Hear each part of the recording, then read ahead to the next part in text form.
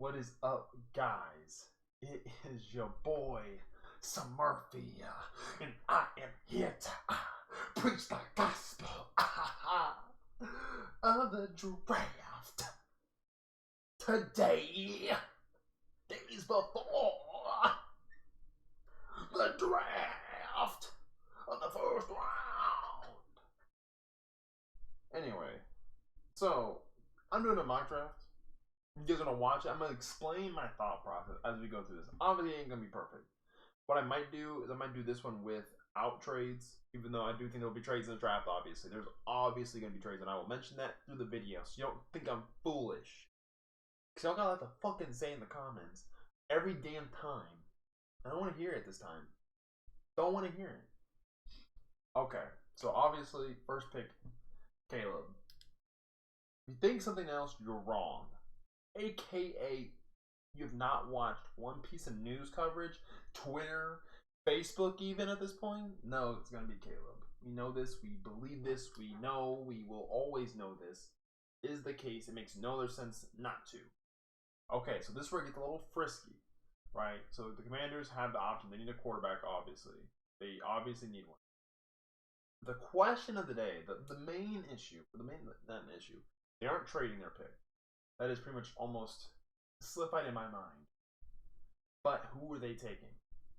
So from a perspective of the new OC is Cliff Kingsbury.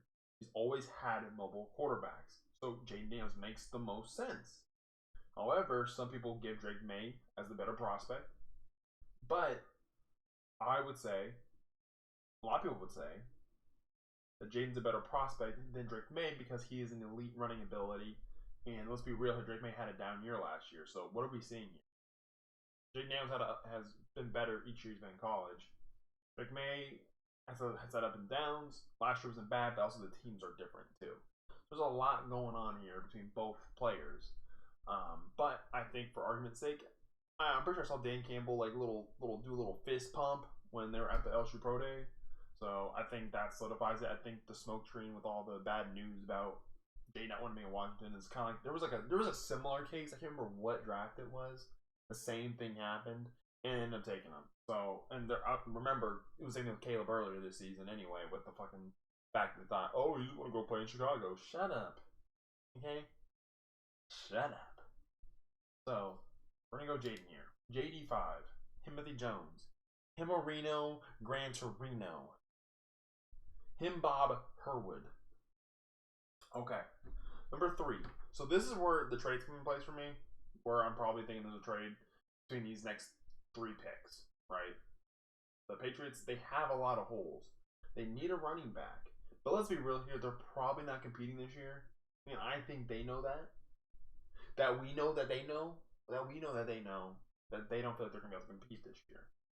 So does it make sense to take Drake May when there's a lot of holes on this team? They obviously they don't have a single receiver on that roster that they are confident in. Let's be real here. I mean, they've had flashes from some of them here and there. We've had games here and there. Like that's not consistent. They could use a tight end as well. They lost Kaseki. They lost Jonnu Smith. They have Hunter Henry, I think, but he's old. I think he's still on the roster at least. Maybe I'm wrong. Don't quote me on that one. But the point is, what I'm saying is they need a lot, right? QB is a desperate need though too. We could be overthinking this one though, honestly, and they just take their best guy available here. In reality, it makes a lot of sense because, again, maybe when we do the trades, I'll talk about this. But JJ McCarthy is the other one that's probably going to cause a chain reaction here. So this pick makes a huge difference in how any mock is going to go. For argument's sake, since we're not doing trades, we're going to just assume they're taking the best player available. Which in their case would be technically, well, not best player. They're taking the player that's going to be the biggest impact on them. Their OC is Van Pelt, who comes from mostly a run first scheme, but he has more of a West Coast offense. But the way that to me sounds and the way that I think their team is built right now, with the lack of receiving talent, obviously they can take multiple receivers in this draft. They could, but will they be hits? No one knows. So what I'm going to do is I'm taking Drake May with this pick because he was really good on timing at UNC. He was a very timely guy. He was very efficient, in my opinion, when it comes to passing the ball, making the right read, making the pass. Obviously, he struggled here and there, but who doesn't in college, right? But from a timing perspective, I think he's one of the best quarterbacks you can take in this draft, while having one of the more accurate arms, quote unquote. Because again, we don't really know yet until they get into the NFL, because there's bigger windows in college versus the NFL level. I didn't watch a ton of Drake May games, so I can't really. He's made top winner throws. I've seen it, but also you have more leeway. So we're smacking him right now, grabbing him. 3. Again, I want to reiterate. More than likely, when I do my trade mock draft tomorrow, the day before the draft, right? Tomorrow, Wednesday. This was I'm recording on Tuesday night, so honestly, this might go out Wednesday. So by that I mean you'll get a Thursday morning video probably for the new draft, with the trades. And so anyway, let's just keep that in mind. So now I'm doing Cardinals. Cardinals, they're taking Marv. I mean, let's be real here. They need a receiver, best receiver on the board, generational prospect. We're not overthinking it. Of course, they could trade back and do my mock. They could discuss this. There is but it would take a ton of picks that I just don't think anyone's gonna be willing to give up or do. Then we come to number 5. This is also another play where I'm wondering if this is gonna be a trade up for the Vikings, right? They don't necessarily Chargers don't necessarily need what they need, like a tackle. They get a receiver later. I mean, they might not get like one of the top 2 other guys, but they could still get a weapon nonetheless later on the draft, early on. But they do need linemen as well. They have a lot of decent sized holes, honestly. To be real here, they have some good amount of holes for a team that was pretty good last year, pretty decent last year. They have a lot of holes. For now though, I'm taking Joe Alt here, right? They have Rashawn Slater and Joe Alt. They're both left tackles primarily, but I do believe Joe Alt has the ability to play both sides. Obviously, he is an elite left tackle, but I don't think he's a smart player, and he's going to be able to play right tackle. We're calling it. We're speaking it into existence because Joe Alt is a prospect that should not be missed ever at all for any reason. And that would be a nice pairing of tackles for Sean Slater on the left side. Right side, you put Joe Alt. Justin Herbert is going to be clean as a whistle in the pocket. I am talking cleaner than bleached socks with warm water. No color. No bleed. Just bleached socks. Perfect, right? No grass stains. 0. No pizza sauce stains. Let's remember that. Okay. Giants pick, number 6, right?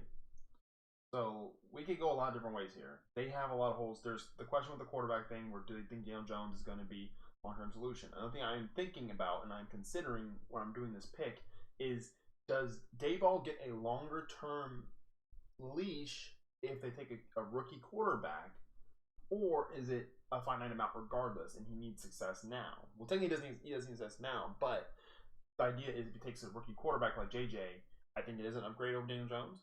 But does that give him more leeway in time this season? Because there are going to be aches and pains with the new rookie quarterback. Because they don't have Tyrod Taylor anymore. There's no real, they don't have, like, to me, like that veteran you can go to right now as a backup. They got somebody, I forget who it was, but it just is not going to be ideal if Daniel Jones can't figure it out. But I think he off an injury as well. Up and down on injuries. So I'm really close to doing JJ McCarthy here. But for simplicity's sake, schematic sake, that's the other. Well, the other issue is it's not gonna be Neighbors because they already have Darius Slayton and they've had Sterling Shepard. They're very much a similar prototype to what Neighbors is. Not saying Neighbors is not way better than them, but it doesn't make much sense to me right now. Jalen Hyatt is also another thing, but he's like a speedy, throw it up kind of guy. I think they do need a little bit more of a fluid, solid route runner, solid body, just kind of more of like an overall better receiver. And that's why I'm having to take Roma Dunes right here, because I think it's going to fit better for what they have currently at receiver. Jalen Hyatt, and Roma Dunes will kind of remind me of the pairing of like a Mike Williams and Keenan Allen together. I mean, obviously Jalen Hyatt's a bit faster than Mike Williams is by a strong margin, but I think they're more of a similar prototype, and that kind of has that same model. That did work for the Chargers despite injuries, but these guys are very healthy, so. And then you can put Slayton or you can put Sterling Shepard in the slot because they're better there. They're quicker. They're fast. They're quick. They're fast. They have decent hands. Not crazy. They're not top talent, but they are solid receivers regardless. That gives Dan Jones no excuses not to succeed this year.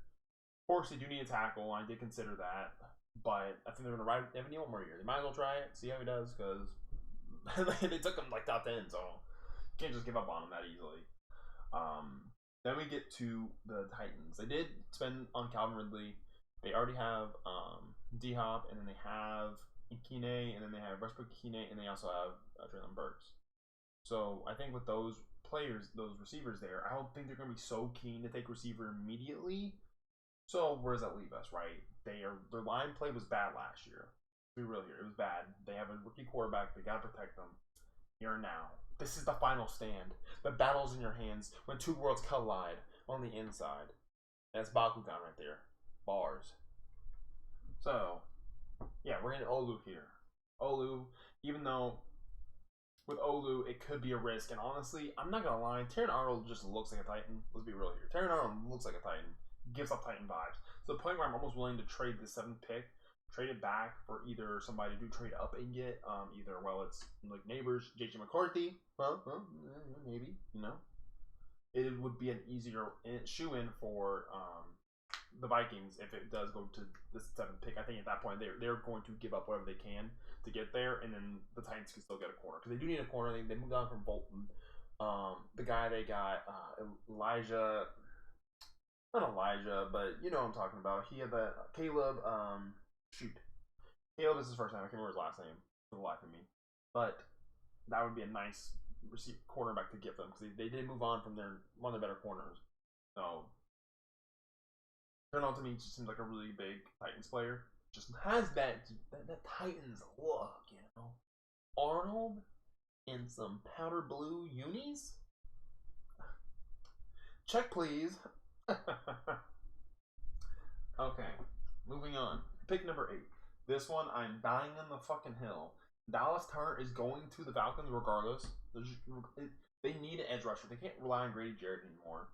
He's getting up there in age. He's still solid as hell. I hate him because he's so damn good. But they need somebody to help him out. They've tried on numerous occasions with Tack, McKinney. They tried with, who was the other guy from Clemson? Was it maybe Clemson or someone else? I'm forgetting. I knew all these people, and I cannot remember like me like earlier today I brought them up. But Dallas Turner is needed to help out Grady Jarrett and get a pass rush going. Big Beasley, there it is. Big Beasley. So this guy should be a better prospect. He's a better prospect. He's more not as polished as like some of these other guys are, but because of the return you'll get immediately from him, he's polished enough to be a median impact. But also, he has a high ceiling. Love Dallas Turner. Great guy. Don't know him. Perfect. Okay, so at 9, you got a lot of different things going on here with the Bears, right? They got a receiver, but they got a quarterback. They got 2 receivers in the free. They got They got DJ Moore and they got Keenan Allen in that trade during the start of the new league year. They already have a solid tight end, Cole Kmet. But here is in lies where they do here because they don't have the depth at receiver that you would think, right? If one of those 2 goes down, you're kind of like,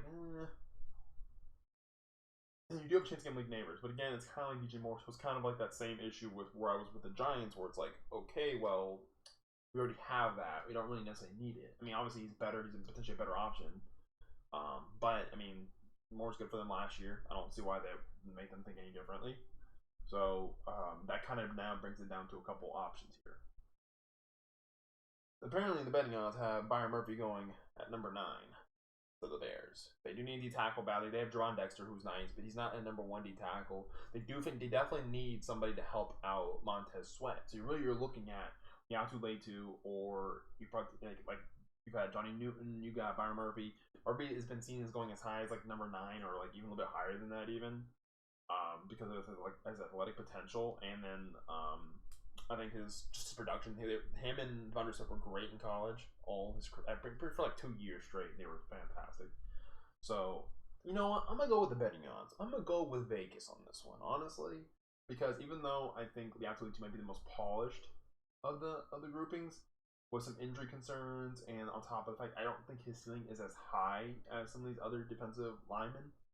I think it makes more sense than go with a guy that might fit the system better, who's got a RAS score of 9.23, right? You can see that in the video. 9.23. He's 6 foot, so it's not like super tall, but I think with his athleticism, he's going to be a problem for the next level. I think it'll be a great pairing with Javon Dexter that they got last year. So let's do it. By Murphy II. Shout out to North Chi-Town Greg for that one. Okay. Number 10. So, number 10, kind of go a little crazy. Not going crazy. But again, we're going to see Link Neighbors side here. And the great part, I'm a big Link Neighbors fan. I'm an LSU guy. Love LSU players. But because there hasn't been a prime fit for him yet, and at the team's need, I think he's going to slide a little bit because of that. Not because he's not, I think, easily far above one of the better receivers in this class, if not the best receiver in this class, you could argue. Same with Rome and Marv. So it's one of those things just like I think the team need. So you got Brock Bowers here for tight end. Jets do need a tight end. They do need a tackle too because again we're at the issue where is Mekhi Becton staying another year? Is he they're trading him because they did allow him to go search for I think teams to trade with. He wasn't great last year. He's also been banged up. Rodgers coming off an injury, and then Salah is trying to a win now mode. So what do we consider as a win now mode? Brock Bowers is obviously the best tight end.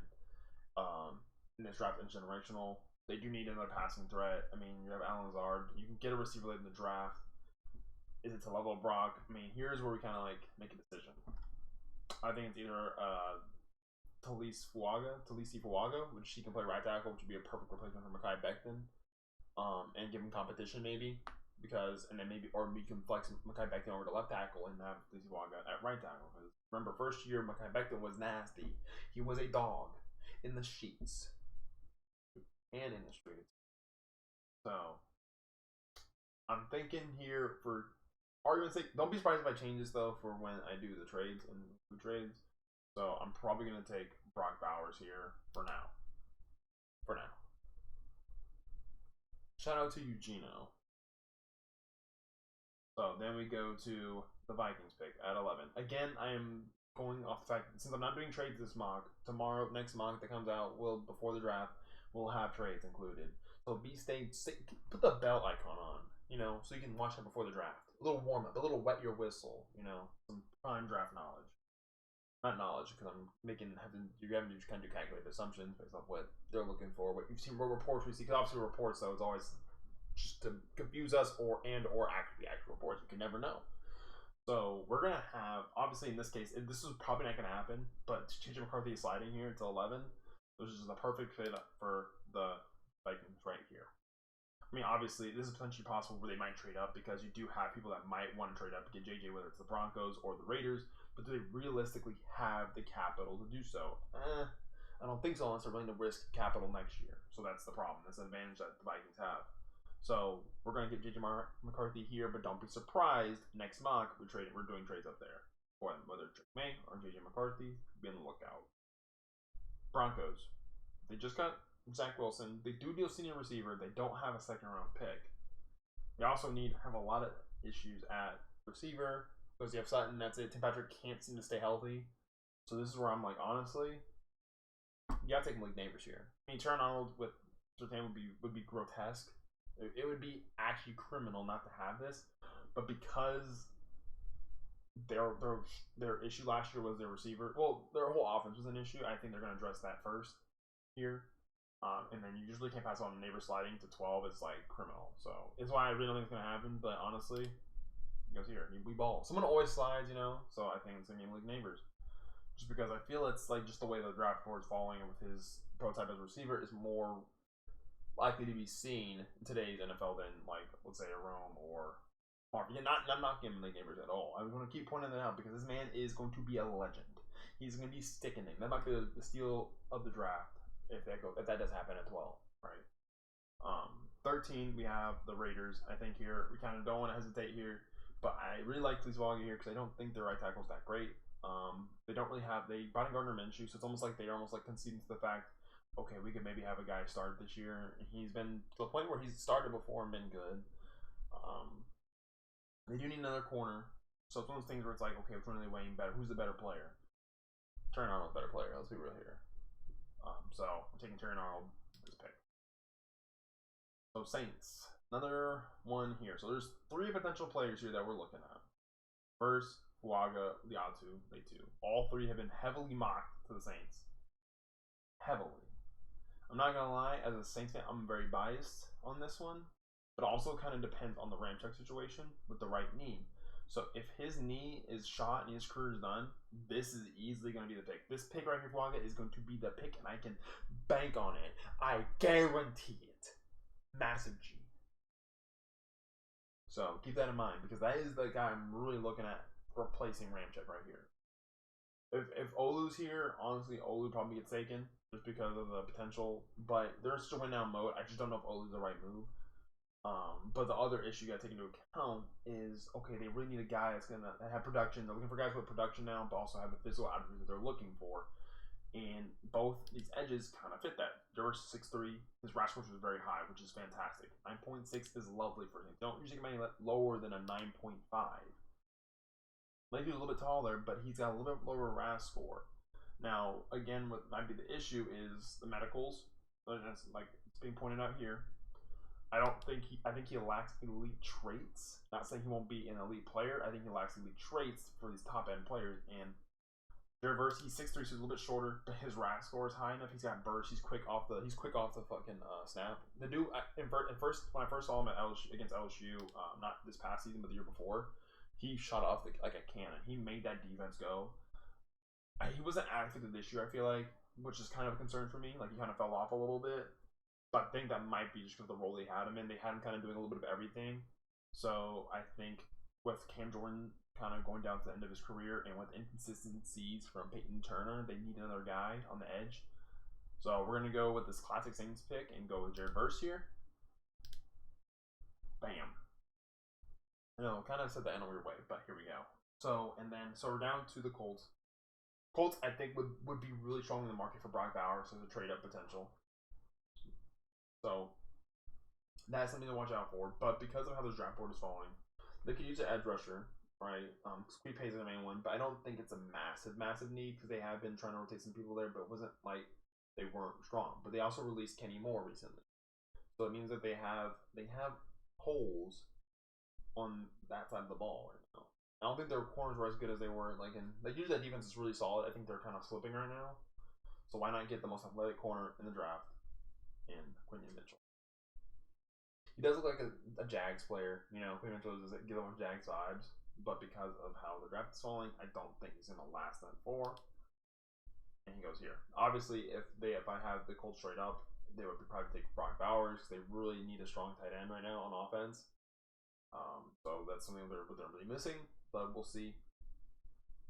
Here is where I'm taking Troy Fautanu for the Seahawks. Even though I'm really close to getting Johnny Newton, honestly, these two players are classic Seahawks players. You know, guys that just see the Seahawks unit. Fautanu is a tackle, but he's probably going to play guard just with his arms and hand size. His size isn't great. So you really don't want to have him outside. I think athletically he's more limited than what you'd want also on your one of your tackles, like your left tackle or even your right tackle. And they already have two strong tackles in Abraham Lucas and Charles Cross. So there's no need to necessarily. He has the flexibility, of course, if there's an injury, so that's great. But they're probably moving inside where their weak is at. I mean, Bradford's okay, but he's not great, right? Their center, I forget who their other guard is, but not fantastic, right? I think he's gonna be. And these are primarily run first offensive linemen. And Seattle wants to establish a run. They've said now it's a new regime, but that could change that and that could affect it. But for now, we're gonna put Troy there for Seattle. I'm gonna try and go through this a little quickly because I know it's almost 30 minutes, so we don't want to keep it too long. But then here's where we have ideally I have the Jags take a corner here. There's Nate Wiggins here, which would be a great pick for them. They've already invested in receiver, kind of. I don't think with Gabe Davis. I don't think it's something that's an immediate need for them. They could use a D tackle here with Johnny Newton being available, but it's like I think they're gonna take Johnny Newton honestly here if he's available because I had him initially earlier when I was doing mocks. I had Seattle taking him, but honestly, if he slides here, I don't think they can pass up on that. Even though they do need corners, if you have a strong defensive line, you can get away with corners a bit more. They did lose some people, but they could probably at their pick get a decent corner day 2. That wouldn't be a massive drop off in my opinion. A massive one. It'd be a drop off for sure, but not something crazy. They have to take a tackle here, and they're taking Tswaga. He's the best tackle at that pick. You can't just say no. I refuse to leave anybody at Tswaga. You're taking him right there. Rams, they could really use a receiver with Kupp's injuries. It's gonna add up, but the actual Latu sliding this far would be insane. and I think that's something they just kind of need to have. They need a pass rush still. I mean, they have like Byron Young, who's nice. They didn't have anybody that really took over any games. You know, keep the guy in California and take the home guy right here because you could get tackles here. But honestly, their pick. I feel like the tackles weren't bad last year, and their line wasn't terrible, but their defense does need help. So corner would make sense too, right here, Nate Wiggins. But because I think they could still get a guy that's decent later on, we're gonna go out too late too. It's a steal of a pick for them. All right. So I'm not gonna lie, I'm not gonna go with anything based on. I really don't think about Steelers right now. I don't know what they are, what they'll be, but I can tell you now, Maris Mims is a definite Steeler. Just look at that, Mims in a Steeler in that yellow and black uni. It just makes sense. It just makes sense. That's it. That's the logic. So let's just move on. We'll move on. So here we go. Dolphins are in a weird situation where I don't think they need a top end receiver or player right now. So they could directly trade back and get more picks in day 2, which would make sense. But also, I see them just taking the best player available because they do need, I think, a lineman that can be versatile because they did have a lot of injuries on the board. So honestly, I'm probably taking Graham Barton. He played the most snaps at different positions than any other lineman in the draft. Now Latham would be nice here, but because I don't think they need more depth pieces and interior, I don't think it makes sense for them to take him. So we'll have him slide a little bit. So here it kind of depends on a couple things. I think they're gonna end up going with Nate Wiggins, but because depending on the Chauncey, how they view Chauncey, he's playing nickel or he's playing safety, maybe another issue because they have Reed Blankenship already. But they do need another safety because if they're moving Chauncey to nickel to play, he's playing more of a corner role, which they're low on corners too. Their corners were great. Badbury's gone, so the other guy on the outside. So for now, we're gonna go with. They're usually more of an SEC team. Kool-Aid can make sense here as well. He's physical, but that's usually not what they kind of go for. They go for more athletic corners generally. Slay's very athletic. You know, Bradbury was decently athletic. Eli Ricks athletic. Kelly Ringo also athletic. So we're gonna go with Nate Wiggins here for athleticism. So the Vikings here again will probably not be this pick in my mock for the actual trades are included. So we're gonna go here. They're already taking a quarterback, right?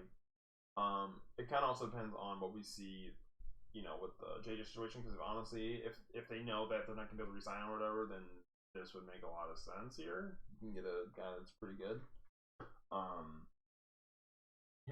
Honestly, it's gonna be kind of weird for them here if they don't trade. They're gonna have to trade this pick, so it doesn't really because like I'm thinking about the team right now. They don't need a ton. Like a D tackle would be like is not like really in their range here unless like Johnny Newton fell. So it's this weird kind of purgatory that they're in, right? So guard would be probably the one I'm kind of looking at. So there's Jackson Carter-Johnson here, which just isn't gonna happen at all. I just don't think that's the fit. Like Barton, okay, maybe makes sense for Graham Barton, but I already have them taken by the Dolphins here. I guess they could go another edge rusher, but they didn't really need it. That defense, I feel like corner makes a lot of sense, but yeah, honestly, we're gonna go with corner here at Kool-Aid. It doesn't seem like a good fit though, but because actually, it's a decent fit because they do have like their physical corners like Andrew Bynum and stuff like that, and Byron Murphy. So honestly, if they can get Kool-Aid here, I think he'll improve the play. I don't know how that would work out with what they have, but they obviously weren't great at corner last year. So getting Kool-Aid would be a nice elevation for them and a nice pick. But again, I'm pretty sure they're trading those picks. There's no way there's not really a need for them to have had the amount of picks they've gotten in the first round otherwise. So that's a pick they're trading. But you'll see that change on my mock on Thursday. Well, Thursday morning. Dallas, they're definitely taking Guyton here. Well, yeah, because Guyton is more of a left tackle prospect. Latham is more of a right tackle. And so if he can play left tackle, and I know he says he wants to, I think, remember correctly. But honestly, you're going to go with the guy that has the most snaps at left tackle and who has probably the higher ceiling. I think is Guyton. There's talks of him being one of the best linemen, being the best lineman in his draft with his potential. You know, in Texas, Texas and Oklahoma River rivalry, it's always like a big scouting event. So it's always got a lot of people there, so they definitely watch him firsthand. I don't think usually you don't see the Cowboys going for they got Barrymore and stuff like that. But they've never really spent on like picks like that SEC players. So I think they're going to go Guyton here. I think Guyton's honestly a better player for them at left tackle. If Terrence Steele's coming back, he's solid for them at right tackle. So next is going to be Packers. So honestly, if I had, ideally, Nate Wiggins would be going here for them, but he's not there anymore. They do need safety help. I think they're going to take the best corner or best like deep defensive back here because they do need the help in the secondary. There's not really a linebacker to help complement Quay Walker right now. It's not a deep class for it, so I don't really think that's something they're going to be looking to knock out. Or I guess with Bakhtiari, this might be the pick. With Bakhtiari having question marks, they might have to move the line around, but honestly, we're going to go with Latham here. I really could see that, but like more like maybe a pick happening there for a lineman versus like a corner. I think the corners aren't great at all, especially with the issues with Rasul Douglas being one of your better corners and then Eric Stokes being a bust. But for now, Latham makes the most sense with Bakhtiari, I think, retiring there potentially, or not being signed back. Either way. Here is where it's kind of interesting. I don't think edge is a massive need for them. I think they can get by. I don't think chop's the main thing here, but I will say they can upgrade their line easily with this. I mean, obviously they do need Godwin was good, but then Trey Palmer is still kind of like not. They don't really have a third option, but because of Brackham's role, I think it fits more with Mike Evans. I just don't think it's going to make sense for them to take him there. And I do think that they have Trey Palmer, who had flashes, and he's kind of similar to Xavier Worthy, and same with Donnie Mitchell and Mike Evans, kind of the same role, or even Chris Godwin's kind of the same player as Donnie Mitchell, more so than the Mike Evans role. Honestly, so I think with Hainsey, he was okay, but why not elevate your offensive line, protect Baker, take Jackson Johnson. If anything, you move Hainsey to the guard, which you played in college, and then move your center and have JPJ. Okay. Next, we have the Cardinals. So this would still be a tempting pick for them at getting Brian Thomas Jr., but probably not, right? But there's Chop Robinson here. They could get another pass rusher, which they do need some additional assistance there. There's not a guard here yet that I'm here for. They do need a tackle to replace. They got Jonah Jackson, but they do need a high-end tackle. So with them gone, I am honestly leaning towards Kingsley Sutamea, but with it being Gannon team, and he built a lot of his teams through his defensive line and defense, I think I'm taking Chop here for now. The Bills are taking Brian Thomas. There's no hesitation right there for him. I mean, they need a receiver. They move on from Stephon Diggs is gone, so they need somebody to replace. Lions are like they're a rogue. It's kind of just what their best player on their board is. We're gonna take the player that they like, which just worked for them so far. They desperately need corners. When I say desperately need corners, they need them. I mean, they literally lost their best corner last year, jail time basically. So they kind of need it. They do need a receiver, but it's not like a need that I'm telling you it's like to address it immediately. Obviously, they would trade back, but because I think they're just gonna go with the best player available for them. If I remember correctly, Tampa is more of a physical guy. I think that's the kind of the mindset that, yeah. I mean, look, he's well, let's say that, but honestly, he's 6 foot, not great there.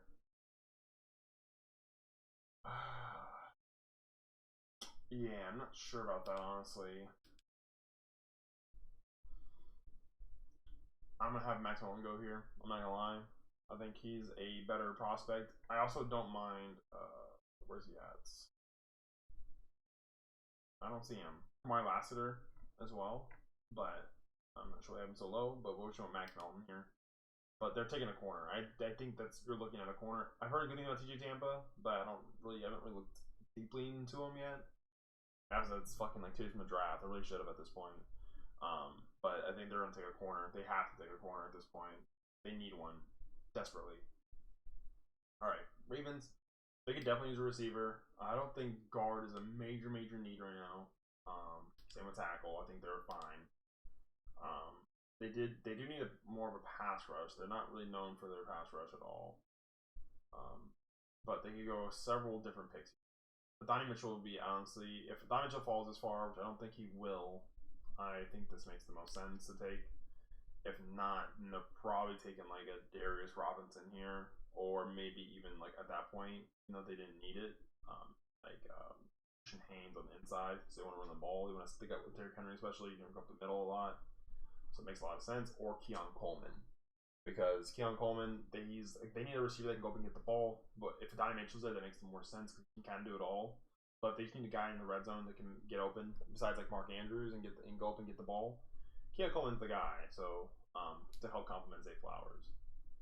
So here in the Niners, so we're going on the assumption that they're going to be able to re-sign Ayuk. If not, we're looking probably at Xavier Worthy here. Honestly, it's a very much similar prototype as far as route running ability and quickness. But I do think they do need help on the edge with the departure of Chase Young not working out. So I think they're going to be leaning more towards either or that or a corner, because the corners I don't think are great at this pick. But I guess they could still technically use a corner at a higher pick, because they don't really have much going for them at that point until later. Shoot. Yeah, we're gonna go. Honestly, we'll go with Kamari Lassiter. I think he's, honestly, if I'm doing that, I might as well have done that for the Lions. So we'll just pretend they're there, So where's he at? I just lost him. This is very embarrassing. Oh, there he is. Okay, and then honestly, for me, I think they need another receiver to help with Rashid Rice. Rashid Rice, he might not even be playing for the year anyway, so you guys can kind of line up anywhere, and that's gonna be Ladd McConkey. So this is the full result from the draft here. This is again no trades. I do plan on doing a follow up for the day of the draft, before the draft goes out, of course. Hopefully before, I should record it Wednesday night and get that up to you guys for Thursday morning. Kind of like how this one's going to be, really like first thing in the morning, you kind of take a look at it. But so just recap, we got Caleb going number 1, Jaden 2, Drake number 3, Marvin Harrison number 4, Joe Alt at 5, Rome at 6, Olu at 7, Dallas at 8, Byron Murphy at 9, Brock Bowers at 10, JJ at 11, Malik at 12, Terrian at 13, Rivers at 14, Quinion at 15, Troy Fatanu at 16, Johnny Newton 17, Waga 18, Leatu is at 19, Mims 20, Barton 21, Wiggins at 22, Kool-Aid at 23. Ugh, make me shudder actually. Guyton at 24, Latham at 25, Howard Johnson at 26, Chop at 27, BTJ at 28, Max Melton at 29. Even though honestly, I think Kamari Lassiter might make more sense, but we'll probably just think about them being switched. Honestly, I'm not recording this again. And then Donnie Mitchell at 30 to the Ravens, and 31 we were talking about it. Max Melton or Kamari Lassiter, flip them again. And then Ladd McConkey at 32 to the reigning championship Chiefs. Let me know in the comments what y'all think of this draft, this mock draft, and what you think, and what you would change if we're not including trades. Because this trades one's gonna be fairly different than what I have right now. So keep that in mind when you're commenting below. But tell me what you think. If there was no trades at all in the NFL, does this make sense? Do you think this would be the draft? Give me your honest thoughts. Don't be rude though. We don't need that today, right? It's the holiday season of the draft. Okay? We don't need. It's good vibes only. So this has been your boy Smurfyy. I'll catch you in the next video.